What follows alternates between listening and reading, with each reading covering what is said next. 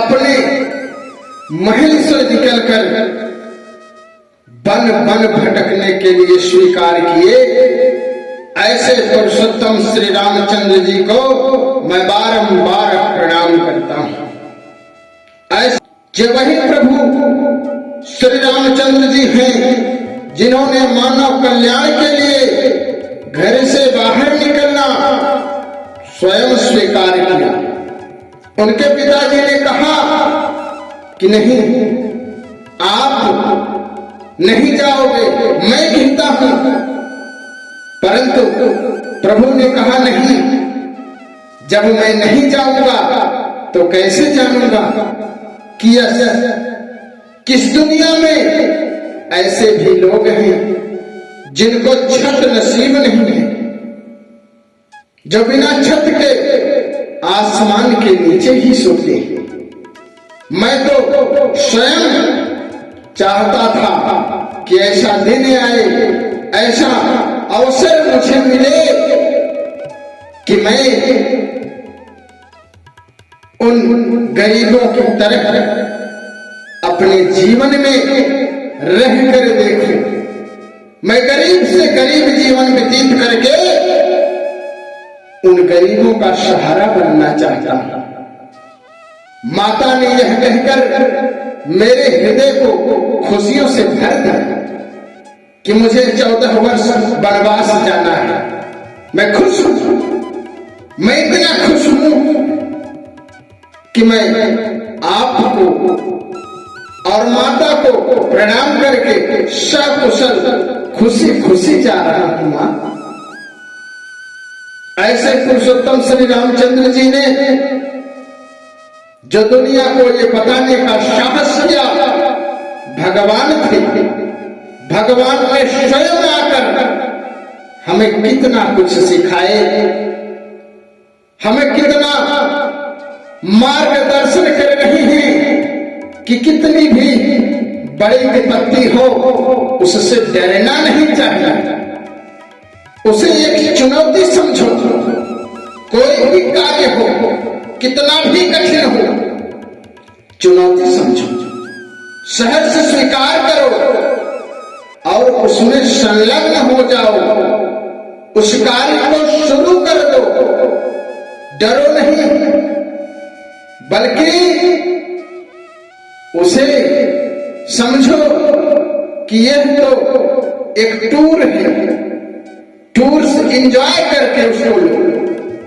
कोई भी कार्य हो एंजॉय करके लो कि हाँ मुझे ये करना है, चलो करते हैं। 14 वर्ष का वनवास पाया था प्रभु ने। यदि 4 दिन के लिए घर से बाहर चले जाओ तो अकल ठिकाने आ जाए।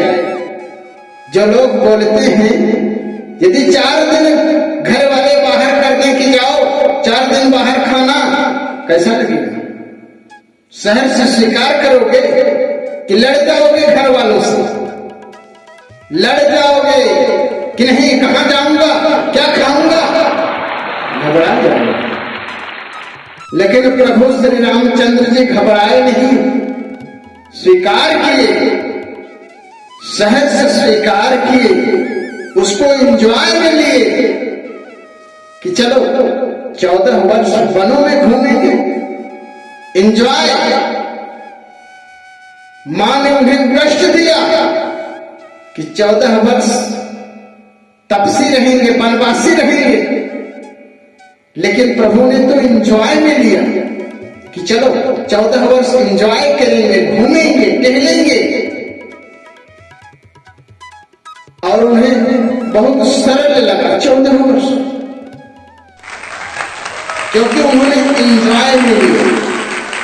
ऐसे ही हमें भी प्रभु श्री रामचंद्र जी की तरह किसी भी कार्य को, चाहे वो पढ़ाई हो, चाहे कोई कार्य हो, कहीं जाना हो, तो घबराना नहीं चाहिए, एंजॉय में लेना चाहिए, उसे एंजॉय करो।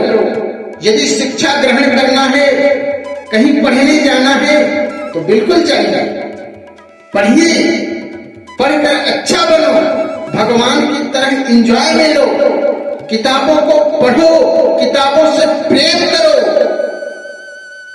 उनसे घबराओ नहीं, प्रेम करो किताबों से, किताबों से लगाव रख लो। पर पुरुष चिंतन, पर पुरुष नारी चिंतन मत करो, किसी की चिंता मत करो, किसी के मोह में मत पड़ो, एंजॉय, किताबों से प्रेम।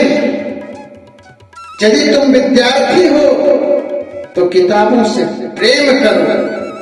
देखो कैसे नहीं मिलते, कैसे नहीं मिलेगी सफलता आपको।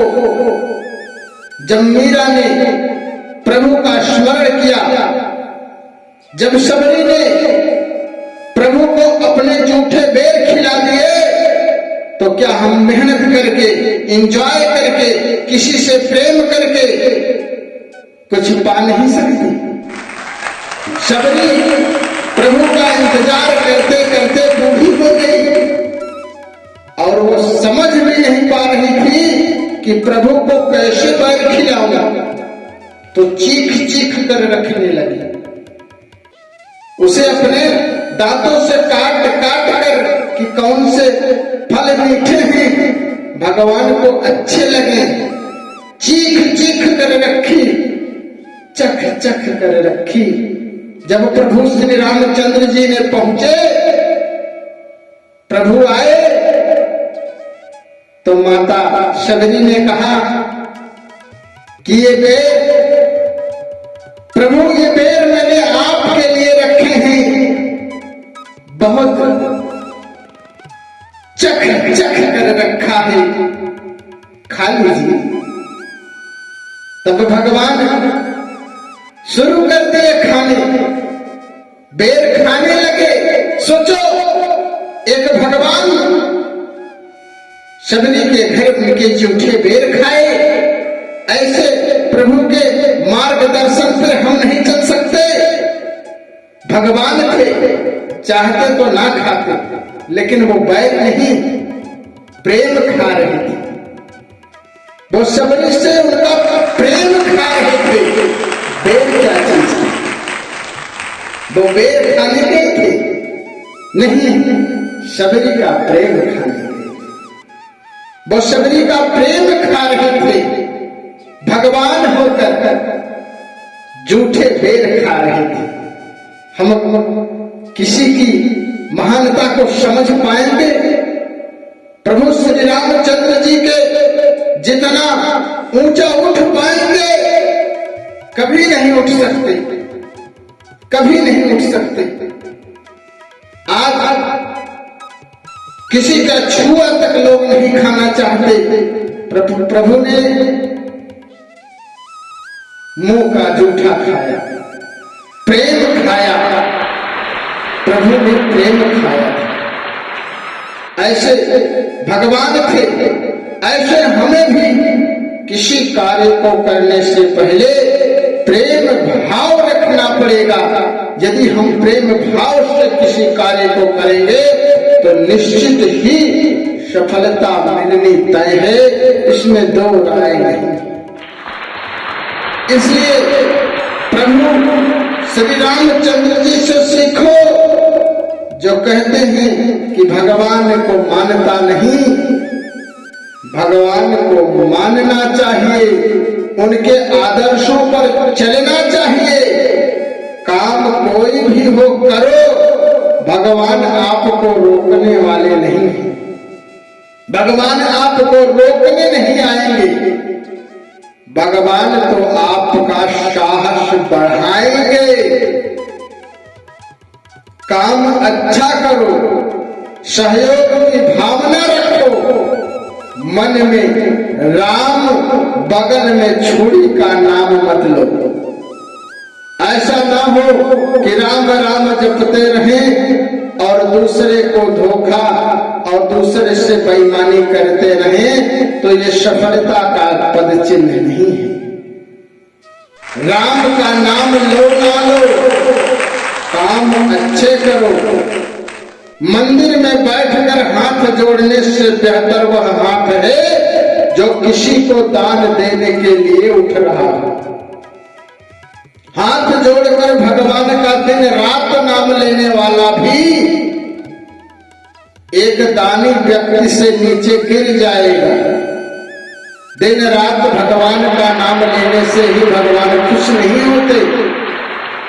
आप अच्छे कर्म करें, अपने हाथों से दान दें, अपने हाथों से किसी का सहयोग करें, अपने जीवन को सहयोग में लगाएं।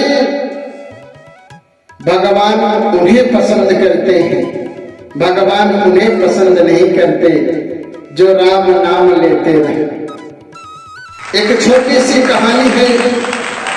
दो मित्र रहा करते थे। दो मित्र थे।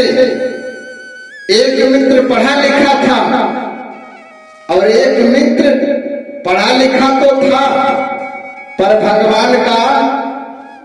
भगवान का नाम ज्यादा लेता था। और एक जो था वो भगवान का नाम भी लेता था और काम भी करता रहता था। माता पिता की सेवा, दीन दुखियों की सेवा, गरीबों की मदद एक मित्र खूब करता था। और एक जो था वो मंदिर में बैठकर केवल भगवान का पूजन अर्चन करता था। और जब घर आता था तो पिता का सम्मान भी नहीं करता था, माता का सम्मान भी नहीं करता था, किसी गरीब को देखकर दुदकारता था और भगवान का रात दिन नाम लेता था। और अगला वो भगवान का नाम भी ले लेता था, मंदिर पे जाता था, भगवान का पूजा करने के बाद अपने काम में लग जाता था, माता पिता की सेवा करता था, गरीबों बेघरों की सेवा करता था और अपना संपूर्ण जीवन दूसरे के सेवा में लगाए रखा। जब वो दोनों मित्र बूढ़े हुए और जब उनकी मृत्यु हुई तो संजोग से वो दोनों भगवान के पास पहुंचे। उनकी जब मृत्यु हुई तो संजोग से वो दोनों लोग भगवान के सामने खड़े हुए। भगवान ने कहा ठीक है, आए हो, लाइन में खड़े रहो। भगवान ने उनके कर्म देखने शुरू किए। भगवान उन दोनों के कर्म देखने लगे। तो जो भगवान का दिन रात भक्ति करता था, माता पिता की सेवा नहीं करता था, दीन दुखियों को देखकर जलता था, वो तो सोचने लगा कि मैं तो भगवान का बहुत भक्त था, बहुत भक्त था मैं भगवान का, मुझे तो स्वर्ग मिलना ही तय है, मुझे अच्छे स्थान पर प्रभु भेजेंगे। और मन मन में सोच रहा था, मन ही मन सोच रहा था कि ये तो प्रभु का नाम कम लेता था, जाता था, जल्दी से पूजा करके भाग जाता था, अब समझ में आएगा। परंतु जब भगवान ने देखा कि एक मित्र, एक मेरा भक्त मेरा नाम भी लेता था और गरीबों का बहुत सहयोग किया है, माता पिता की सेवा की है, तो पहले प्रभु ने उसे स्वर्ग भेजा, कहा कि आप आगे आओ, चलो आपने दीन दुखियों की सेवा की। इतने में जो भक्ति करता था चिल्ला पड़ा, कहा कि प्रभु ये क्या कर रहे हो, ये तो मुझसे कम आपका नाम जपता था, ये तो मुझसे कम मंदिर में आता था, आप इसे पहले स्वर्ग जाने को कह रही थी, अब मैं तो दिन रात आपकी सेवा में लगा था, आपने मेरा नाम ही नहीं लिया। तो भगवान ने कहा कि चिल्लाओ मत, आपका जो कर्म है उससे नीचे है, आपने भगवान का नाम तो लिया, लेकिन भगवान ने तो सारी सृष्टि बनाई है, जैसे तुम मेरे हो वैसे और अन्य लोग भी मेरे हैं, तुमने मेरे और लोगों से जो व्यवहार किया है वो बहुत ही दुखद है। तुमने अपने माता पिता की सेवा नहीं की, तुमने दीन दुखियों से जला, दीन दुखियों को दुत्कारा। वो भी तो मेरी संतानें हैं, वो भी मेरी संतान है, तू भी मेरी संतान है।